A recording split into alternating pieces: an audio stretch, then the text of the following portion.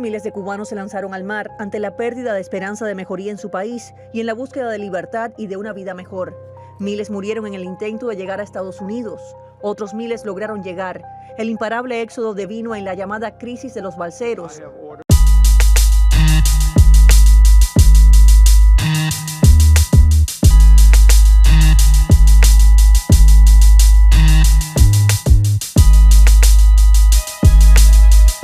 Expertos cubanos dicen que con estos cambios migratorios en Nicaragua pudiéramos ver un éxodo masivo desde Cuba. Ahora los cubanos podrán viajar a Nicaragua sin visa, noticia que ya en la isla se conoce y está creando esperanza para muchos que están desesperados por irse de Cuba. Abre la olla de presión cuando las cosas se ponen feas. Los migrantes siguen llegando a México, camino a Estados Unidos. Este grupo está compuesto por cubanos provenientes de Guatemala, tras un largo periplo desde la isla comunista. Cano y llegar a la frontera con Estados Unidos. Pero su destino es incierto. En las últimas semanas, el gobierno mexicano deportó a más de 70 haitianos y más de 120 cubanos. Miles de cubanos arriesgan su vida, arriesgan la vida de sus hijos, cegados por el supuesto materialismo que pueden alcanzar en los Estados Unidos. Esto es una obra maquiavélica, diabólica, donde no se mide la vida de los seres humanos. Mejor Vida a fines de marzo cruzó el Río Grande con su bebé de 5 meses. A sus otros 2 hijos los dejó en Honduras con sus padres. Un mes después vive en una pequeña habitación con una hermana y otros migrantes. Todavía no tiene empleo. El terror de ver casi morir a su padre y hermano menor provocó la crisis nerviosa de este pequeño, quienes intentaron cruzar el río Bravo. Es que no quería dejar a mi hermanito y que mi papá no se me vaya. Ingresaron al agua con varias familias de Nicaragua, pero las turbulentas aguas del río Bravo comenzaron a arrastrarlos. Entre ellos había varios niños. Diana Guzmán dejó Cuba junto con su nieta, su hija y yerno y una hermana para migrar a Estados Unidos. Tomaron la decisión de vender las 2 casas que tenían y compraron pasajes hacia Guyana a $1,500 el boleto. Ella dejó su trabajo en un asilo. Iniciaron su viaje hace 3 meses y continuaron por tierra hacia Brasil, Perú, Ecuador y Colombia hasta internarse en la peligrosa selva del Darién. Allí en la selva vas caminando y las personas se caen delante de ti. Y cuando tú vienes a ver ya están muertos porque no tienen resistencia, no soportan eso de la selva. La selva es muy dura.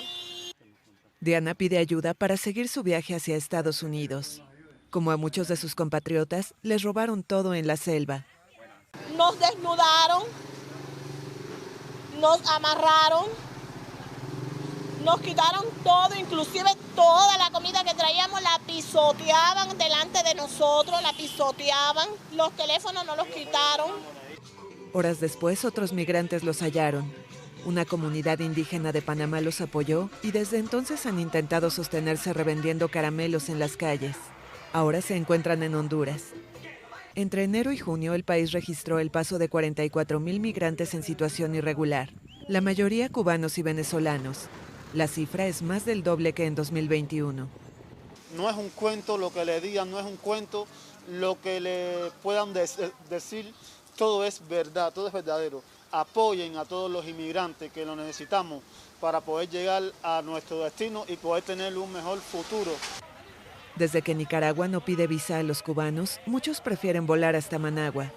La alta demanda desde La Habana ha colocado los pasajes en torno a los $6,000 según los propios usuarios. Migrantes en Managua que prefieren el anonimato cuentan que salen de la isla con el recorrido pactado. Hospedaje en Nicaragua que va de $15 a $30 la noche y traslado. Los viajes son financiados por sus familiares en Estados Unidos, pero otros como Diana no tienen la misma suerte y viajan hasta Sudamérica para luego subir. A diferencia de ciudadanos de otros países, los cubanos que llegan a Estados Unidos pueden entregarse a las autoridades y tratan de acogerse a la Ley de Ajuste Cubano decretada en 1966. Este beneficio permite solicitar residencia legal en Estados Unidos. Otros piden asilo.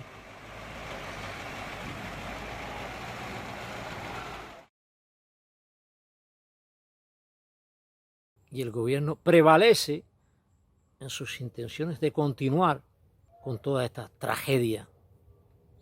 El poder, las fuerzas del poder te intimidan, te presionan de todas las formas habidas y por haber para que salgas de la isla, para que te conviertas en un sostén del propio esclavista que te dio con el látigo. Aparentemente, cuando miras, cuando estás en el exterior, el látigo no lo estás sufriendo en tu propia carne, pero sí lo están sufriendo tus amigos, tus compatriotas, tus hermanos, tus cubanos de abajo y de adentro. ¿Qué hacer con tanta perfidia, con tanto tráfico humano de cubanos? Peor que en la esclavitud cuando venían los barcos negreros, porque en esa época había una incultura, habían conceptos muy errados del humanismo. ¿En qué se diferencia un capitán de un barco esclavista que venía cargado de esclavos de África, de un coyote? ¿En qué se diferencia el que compraba los esclavos aquí, dentro de la isla, en un presidente que presta su nación para trampolín de todo este perverso maquiavelismo? ¿En qué se diferencia con el presidente de México, con el presidente de Guatemala, con el presidente de Nicaragua? Si lo valoramos con el más de un siglo que hay de evolución humana, sería muy poca la diferencia. Pero la inmigración la podemos arreglar, pueblo de Cuba. El causante principal de toda esta migración ha sido el gobierno, los 63 años de castrocomunismo. Afectos era una opción para disipar la presión existente en la isla. A los que han querido salir para ir a visitar a sus familiares y regresar. Y fue el propio gobernante cubano, Fidel Castro, quien anunciaba que un pequeño puerto pesquero al norte de Matanzas sería abierto para recibir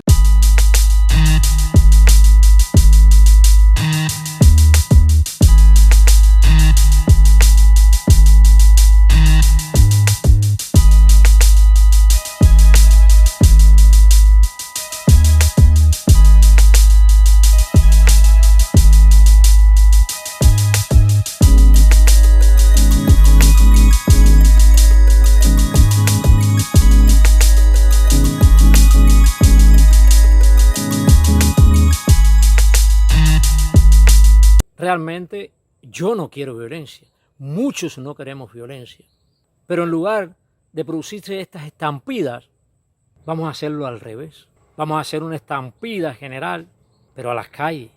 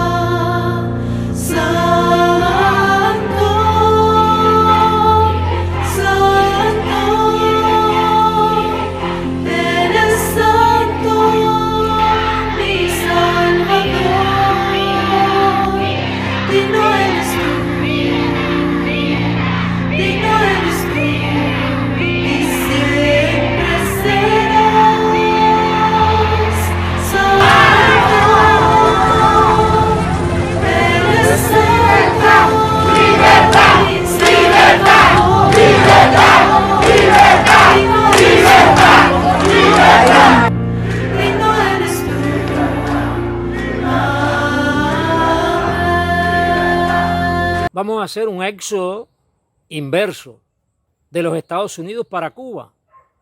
Porque, ¿qué podrían alegar para encauzar o hundir barcos de cubanos que tienen su derecho a esta isla en caso de que quisieran regresar acá en sus embarcaciones. ¿Hay algún decreto, algún impedimento, alguna ley que les castigue por regresar a su tierra? No, todo lo contrario. Artículo 13 de la Declaración Universal de Derechos Humanos. Tienen el derecho de regresar, como mismo se están yendo los cubanos violando leyes territoriales, suponiendo que algún cubano que quiera venir en su embarcación o de alguna forma hacia Cuba, violar alguna ley, se está permitiendo que las violen, programado para que las violen, los que se están yendo, los que el gobierno está presionando también para que se vayan del país. Todo cubano tiene derecho a esta isla y a pedir la libertad y a pedir un sistema democrático. Ese es su derecho. ¿Podría en algún momento las Naciones Unidas se reunieron en San Francisco para firmar la Carta de las Naciones Unidas bajo un claro objetivo? Una inquebrantable unidad de determinación, encontrar un medio para acabar con las guerras. La Carta de las Naciones Unidas, el documento más importante de la organización, el cual entró en vigor el 24 de octubre de 1945 y se firmó el 25 de junio del mismo año en la ciudad estadounidense de San Francisco por 51 países. O el propio Estado norteamericano prohibirle a un cubano que comience a navegar para su tierra. Entonces los Estados Unidos también violarían la Carta Universal de los Derechos Humanos. ¿Cuál es el miedo? Tiene derecho el poder cubano para ametrallar un bote cubano que venga con una bandera blanca hacia su territorio. Hay mecanismos internacionales que regulan todo esto. Pero si vamos a la esencia, cuando se le prohíbe a un nativo regresar a su país, se le está violando su derecho y se le está violando un derecho internacional. No hay una justificación para negar la entrada de cubanos a la isla. No la hay. Por avión o por barco. Que tengan que pagar un impuesto de aduana, correcto. Que no puedan venir con armas, correcto. No se quiere que venga con armas, pero tienen el derecho.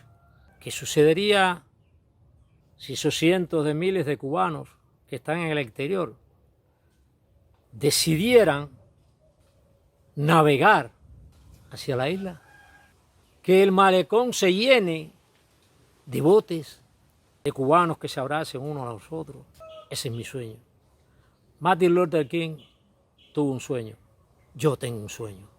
Ese día que los cubanos, del lado allá y del lado acá, se abracen, sonrían y lloren en el malecón de La Habana. Ese día que en Cuba se implante una democracia. Ese día Cuba y sus cubanos serán verdaderamente libres. Tengo un sueño. El sueño de que ya ningún cubano vaya con un palo encima de otro por pensar diferente. Tengo el sueño de que el policía no te reprenda porque defienda los derechos humanos, te cuide. Tengo un sueño en que aquellos que dicen libertad, patria y vida no sean llevados a un calabozo.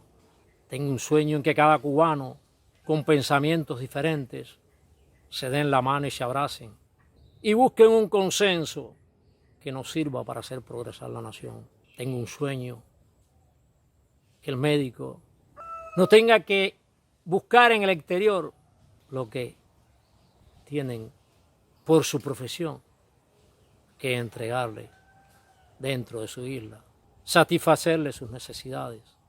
Yo tengo un sueño, dentro de ese sueño está que los hospitales estén pulcros, como varios países que he visitado, que existan los medicamentos, que no te traten despóticamente, que se ejerza el juramento de Hipócrates. Tengo el sueño ese de que la palabra libertad no sea un delito, de que la palabra derechos humanos tampoco sea un delito, no sea vituperado, excluido, maltratado humillado, agredido, el cubano que pide sus derechos. Tengo un sueño de que todos los cubanos podamos tener palabra, podamos decir lo que pensamos, lo que sentimos, en lo que creemos. Yo tengo un sueño de que el cubano no sea enemigo del cubano, de que el pobre no sea enemigo del pobre, de que el mísero no sea enemigo del mísero, de que cada cubano no esté esperando la oportunidad para engañarte, para mentirte y después estafarte. Tengo ese sueño en que un uniformado no sea mi enemigo, sino el hombre que me protege. Tengo ese sueño. Tengo el sueño en que nos perdonemos, nos abracemos, nos demos la mano y juntos hagamos progresar esta nación. Pero también tengo el sueño en que aquellos que han dañado la nación respondan por sus hechos, en que aquellos que le han robado al pueblo de Cuba devuelvan lo que han robado y respondan por sus hechos, de que aquellos que han matado o mandado a matar respondan por sus hechos ante una justicia universal, para que no queden rencores ni venganzas. Y tengo el sueño en que yo, Agustín Valentín López Canino, no sea perseguido por decir estas cosas, no sea excluido socialmente.